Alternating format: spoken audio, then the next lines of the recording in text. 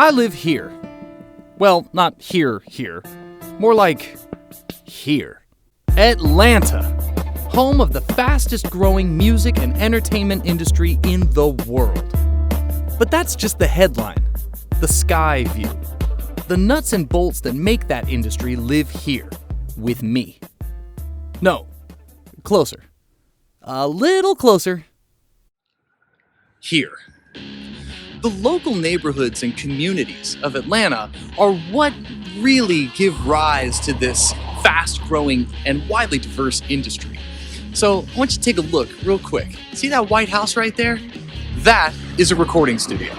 And down the street in the other direction, another recording studio. You may have heard of it, For You Recording. And no, I don't live on some magical musical lane or something like this. I could basically drive around Atlanta and throw a stone from my car, and I'm probably 50% likely to hit another recording studio or music venue, stage, music store, or maybe a freaking drum circle in the park. But these are all the engine that drives this industry that's growing so quickly in Atlanta. So today, I figured I'd get out of my safe little microphone and keyboard in a corner, get out into Atlanta, and meet one of these excellent, exceptional local artists in the flesh. I'm Carrie Tedder. This is the SoapBox. I think y'all are gonna like this one. Go on, hop up on your soapbox. Ba-da-da-da.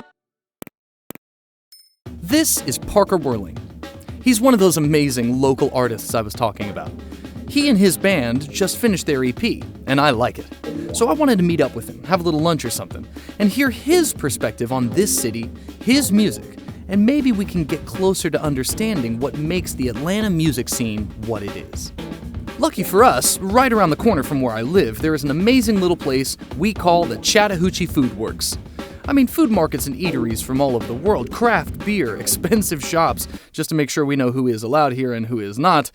Yeah, it's a hippie poser's dream, but honestly, a cool place to hang out and have a bite. So that's what we did. But it doesn't start here. Like every journey, it starts at the beginning. We'll pick up here afterwards. You guys remember Doug? Say hi, Doug. Doug? Okay, well, he's not much of a talker, but we met at the studio and figured we would tell the story starting here. All right, so he's already there waiting on us? Get in the car. Get in the car.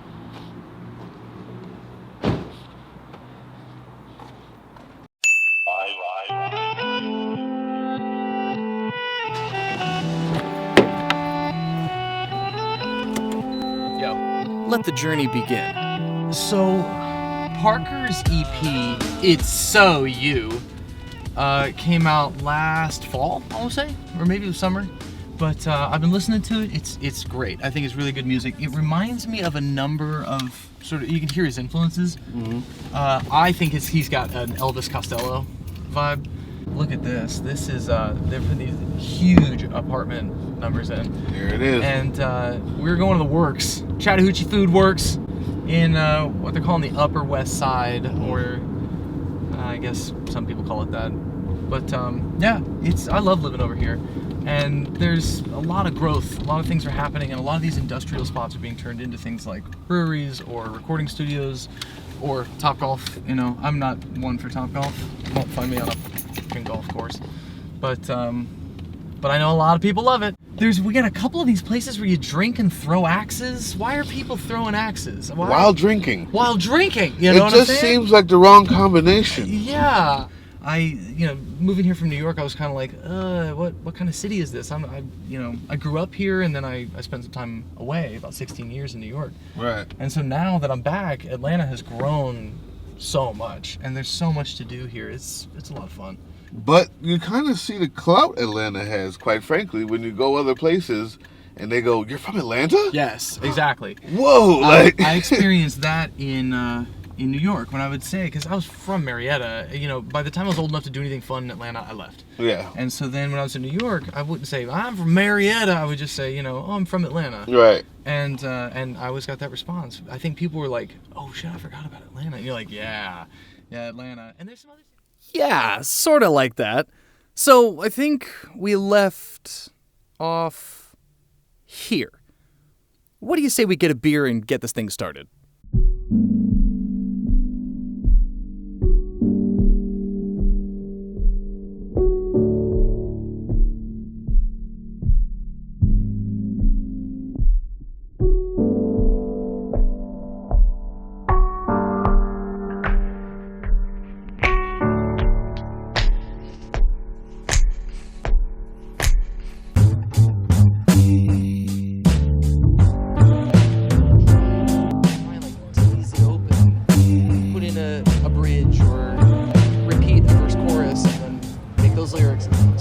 almost like sometimes I'll not complete it on purpose, just to be like, I got that idea, just throw it away. Yeah. Sometimes in like a single night, I'll get 3 musical ideas, just because I'm noodling around, just Right. because I'm messing around. Yeah. And so I'll put those in voice memos, and then like a year or 2 later, we'll be like, oh shit, that thing in F that Right, or that thing that walk down pattern that I like so much, or whatever. Mm-hmm. So, and of course, it's always inspiring to listen to the music of others and people. Like, I could never write your songs. Isn't that awesome? Yeah. You and I, So we use unique the to same everybody. chords. We use the same chords. We use the same instruments. But we would never sit down and write the same song. After we got comfortable, I wanted to ask Parker about his recording process and what he did with his voice. I was listening to your EP and I was going, who is it that it reminds me of? It's, I don't know, it's hard to say. And I was telling Doug that I love the vocal capture. Sounds almost like you're in. Did you record it in a house? I did, yeah. Yeah, it sounds like you're in a house. And Yeah. there are other albums that I love for that reason. Yeah, You know? yeah, that's what was cool about recording the EP that just came out. It's the guy who produced it, his name's Kevin Vasco. Rubber Band Gun is like his moniker, and he's in Philadelphia. And he records everything to tape at his house. Oh, wow. Huh. So that's why it pretty much, and we've recorded everything to tape. I don't think there was one part of it that wasn't.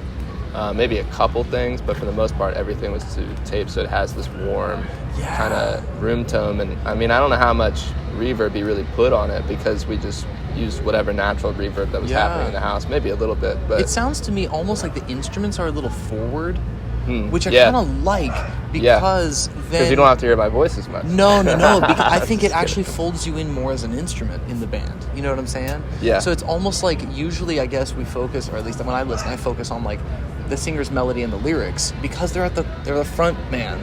Right. But that sort of instrument forward voice, sort of not distant, but in a room, I love it. I love that. There's some like the Shins. Sometimes the microphone reverb quality that they're using gives it a peculiar, almost like he's singing into a can or something, and I love that. I think that's really groovy. It's very stylistic. I think that in the collection of songs, it sounds like you have maybe not a complete idea, but some idea of your own voice. Not just your voice, but like what your writing style is, you know? Because you have listened to someone be like, you sound like this and like this and like this, but I is love cool hearing for where me to people's hear that. influences come from. Yeah, you know? because some of my favorite artists, I mean, my favorite band ever is Radiohead, and Really? I don't feel like I sound like them at Dude, all.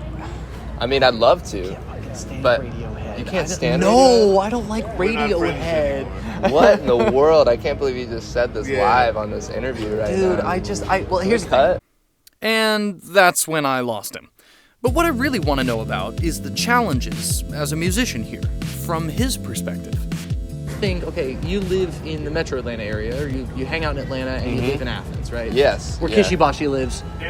Shout out Kishibashi, love Kishibashi. Just got my first Kishibashi record. Oh, cool. At Criminal Records. Shout out. I know Criminal Records, great, right? Very cool So place. what would you say is maybe one of the, like, okay, what is one of your biggest challenges being a musician living in the Atlanta area? You know, so I do spend half my time in Athens and half my time in Atlanta, basically, which is nice because I grew up here in Atlanta, but I still get to explore Athens, you know, different city to me right now. And the thing that was hard about Atlanta that I think was appealing about moving to Athens was that Atlanta, for me, it was kind of hard to find like a specific community of like indie rock and indie music, like that kind of stuff. And in Athens, it was just built in. And part of it maybe was because I started recording some new music there. So I already knew people that were into that. And then gradually, over the course of a few months, met 50 or so different people that are, you know, dedicated to the indie music scene and That's cool. writing like a lot of, you know, pop and Americana and stuff in that vein, which is what I've been looking for. So that's why I moved to Athens. I still think Atlanta's a great city for music. It's just I found that community more in Athens quicker. Sure. You know. Yeah, So, Which is what you were trying to do. exactly. Yeah. So and Atlanta's so big.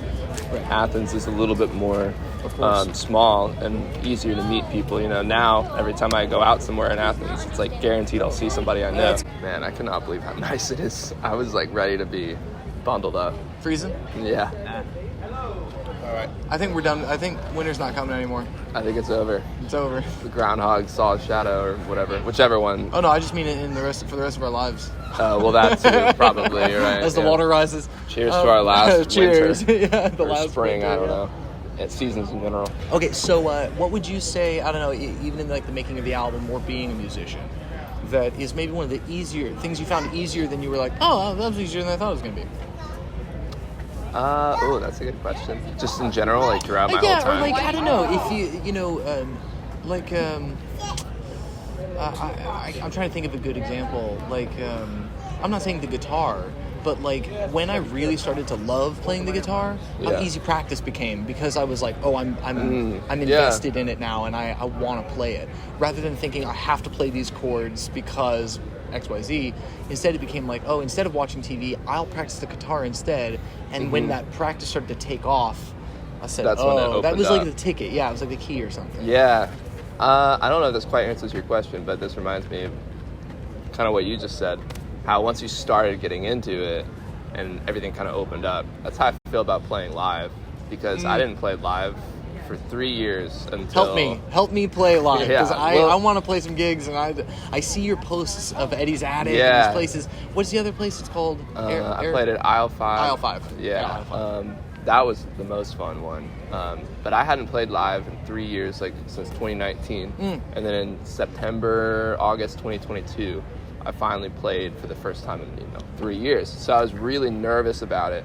But as soon as I did it, I was like, oh my gosh, like this is fun. It's really great. So in a way that it's easier than what I had built it up to be. I was scared to get back out there and do it. And now that I'm doing it again, I'm like trying to constantly make sure there's not a long period of time where I'm not going to play a show because I don't want to go back to that. That's really smart. You know? Yeah, and it's almost like getting your momentum. You know? Yeah, momentum. And I mean, that's consistency. really what it is. Yeah, totally. I'm more likely to do something if I just did it. Sure. You know? Yeah. Oh, that's it. You're more likely to do something if you just did it. Love it. Oh, I love Exactly. it. That's great. There's a little nugget. I've been reading Jeff Tweedy's How to Write One Song. Oh, interesting. Which from Wilco. That's Yeah. a huge Love Jeff Tweedy. Yeah. inspiration for me. That's like one of my favorites of all time. That's cool. So reading that has been helpful because he gives like exercises to get out of your head and just like write lyrics that, one of my resolutions was just try to write something every day. It doesn't matter if it sucks, just write something because then you'll get in the habit of like what I just said. If you're more likely to do something if you just did it. Just did it, right. And yeah, I sometimes think about that. Like maybe if I find myself in a situation where I'm sitting at a brewery or I'm sitting in a coffee shop, then maybe what I should do is pen, like say, okay, I'm going to pen a lyric. I'm going to do an A, B, C, B, A lyric. And just get it out quick. Almost like, okay, I only have this little amount of time, like, brr, brr, and then later you can go back and take things out and change things out and edit. But maybe it's just that initial, like, I mean, I don't think I've necessarily sat down and like written lyrics before. I think they've come because I've been playing or I've been singing and I kind of make them up. I don't know. It's hard to describe the process. I think it can be different every time. Exactly, and it depends on the song. Some songs I've been working on and wrestling around with for years. And some songs I'm like, once I finish, like almost as soon as I wrote it, it was finished, and like let's not touch that. Just put it in the catalog, like.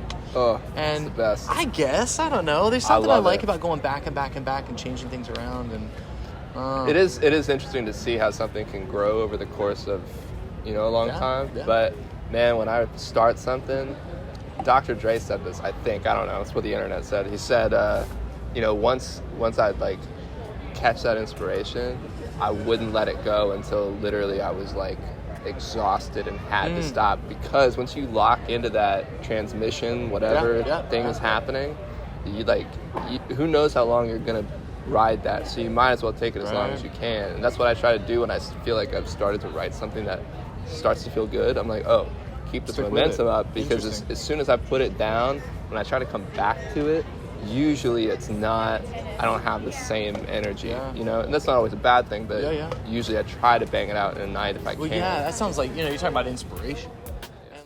But we're getting hungry and decided to get something to eat, and this just happened to be the perfect place to do it.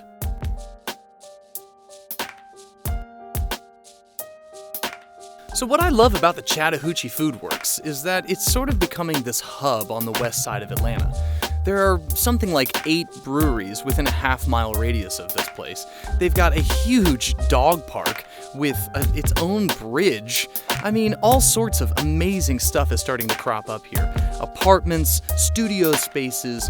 There's an incredible food court with lots of yummy vegan options for me, which of course I love. But I just love the decor, the design, the fact that you can hang out outside and see the people of Atlanta. It's a really great place to live and hang out. Yeah, we just having some sandwiches, and I think we're going to dig in and play one of Parker's songs from his new album. And yeah, we're just enjoying our time. So we decided to head back to the studio and see if I could get him to play a song off the EP for us. I gotta say, this is turning out to be a pretty good day, guys. Let me ask you something. So I got mad respect. I meant to mention this in the Hollywood Africans episode, but I got a lot of respect for people who play their instrument and sing, because I think that takes a bit of like pat head rub belly. It takes both sides of the brain. If you've ever played Dave Matthews music, Dave Matthews tends to have strumming patterns that like play against his vocals, which is why his music is so enjoyable. But trying to play and sing it can be a real pain in the ass if you're not a very skilled guitarist. So like, what would you say is one of your biggest struggles playing and singing at the same time? That's a very good question. Specifically because I'm writing a song right now as of a couple days ago. And it's just like a little, nothing crazy. And it's this picking pattern the whole time. But then singing, I like picked like a very busy picking pattern to try to sing over, and there are parts of the song where I have to really like focus hard so that I don't mess up what my fingers are doing just to sing it the way I want, or vice versa, do what I'm doing with my fingers correctly but singing it not the way I want to do it. So I mean, it is a struggle, and I guess for me what does help is just playing it a million times over and over and over again. There's no secret sauce to getting better at that other than just doing it over and over again. Now, also too, let me say, what do you think is the scariest part about performing live, and what do you think is the most rewarding part about performing live? I would say the scariest part about performing live for me is simply just making it happen, like getting yourself to do it in the first place. Deadline, like when I hadn't played in 3 years, the only thing stopping me was me not emailing some venue to be like, hey, I'd like to play, and this is my Spotify, this is my Instagram, my website, So the only thing stopping me was simply just sending an email. And now that I've done that a few times, it's like, now I know all I have to do is make that happen, and it will happen. And sometimes, you go through those self-doubts. For me, I've never been a huge fan of my voice. I'm starting to like learn how to use it in its best way.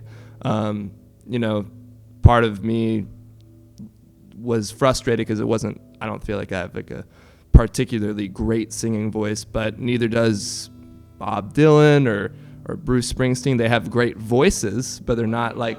Bob Dylan got a lot of flack because people were like, he's not a singer, that's not real singing. Frank Sinatra, that's a real singer. And like, part of me is like, is he singing and expressing himself with his voice? He's a fucking singer. And there was a lot of this going around with Hamilton when my friends would come out of Hamilton and go, well, Lynn's not really a singer. I'm like, is he getting paid to sing every day? Did he write a bunch of songs? And is he singing on stage? I'm going to go ahead and call him a singer. So like, I feel you there, but I think we as in general tend to like, I don't know, cast doubts on people for them. Yes. Yes. I agree. Yeah. Sweet. Well, shall we get to it? Maybe, how about this? Tell me a little bit about the song that we're about to play, even though. So this song is, I mentioned it right before we started recording, is the only song I've ever started by writing on bass, which was pretty interesting because I've never done that. it's always chords, right? But it started with the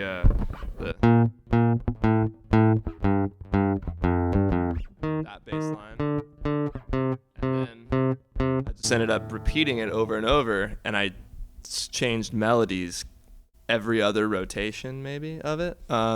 So like you said earlier, it's all A. It's just like one section. It doesn't change, but it feels like it's changing because the melody changes a lot. So usually I don't write songs like that. I always try to like have verse, chorus, and things like that. And it just felt right to keep it this way. I love that idea because basically, I used to sort of like, I guess, sneer at AAA because I was like, what a simple bitch, like, song form. Like, come on, make a complex song. And now, I guess, because sometimes we sort of put it away and say, don't write AAA. Well, then AAA song form becomes almost exotic, you know? Right. And that, like we were saying earlier, sometimes you can use the same chord structure for the verse and for the chorus. And I think a really good musician is somebody who can take the same structure and give it to you two ways or more in one song. Yes, and I'm 100%. And I want to do that so much more because I am so annoyed at myself sometimes because I feel like I have to change things a lot in order to keep other people interested and myself interested. And then I'll listen to, countless songs, and I want to learn the chords. So I look up the chords, and I realize that the chords are, it's a 4-chord progression, and it never changes between verse, chorus, and bridge or whatever. And I'm like, it's not. It seems like it's easy. You're like, I can learn it quickly, but writing that and choosing to only stick to these 4 chords and yet being able to create a song that feels so full between verses and choruses, like, super hard and doesn't get enough credit, I think.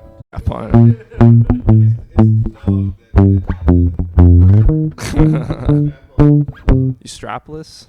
I know you ain't strapless. It's Atlanta, son. 1, 2, 3, 4.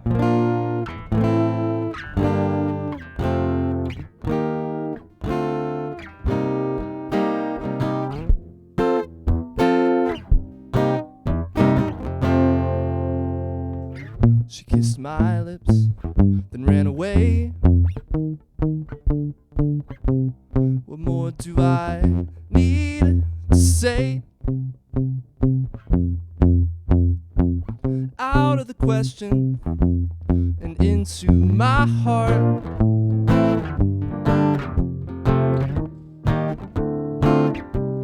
You found a real good place to rest your bones for a while. Put a smile up on your face, and now I don't need to wonder anymore that you loved me. Even though you're gone, even though you're gone,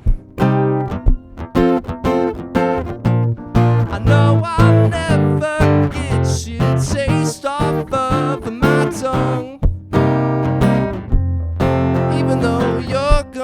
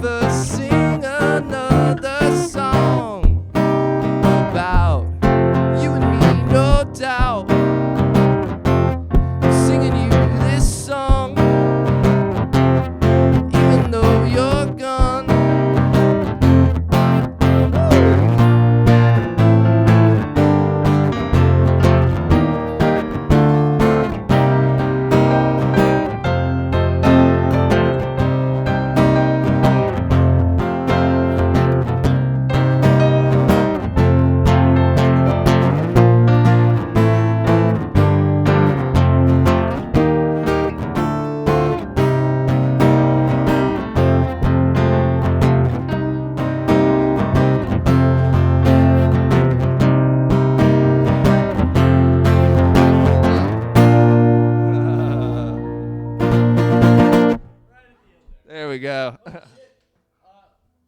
Thanks, Parker. Thanks for coming by. Hey, thanks for having me on, Carrie. Isn't that cool? Parker's such a good guy. He's a very good composer and singer-songwriter. To my ear, I think he does some really interesting work. So I encourage you to look around in your local community and see what you can find with the people that are making music around you. It starts locally. It can't all be multi-platinum, enormous worldwide artists. I actually really enjoy listening to local music. So we're gonna put a link to Parker's new EP in the description.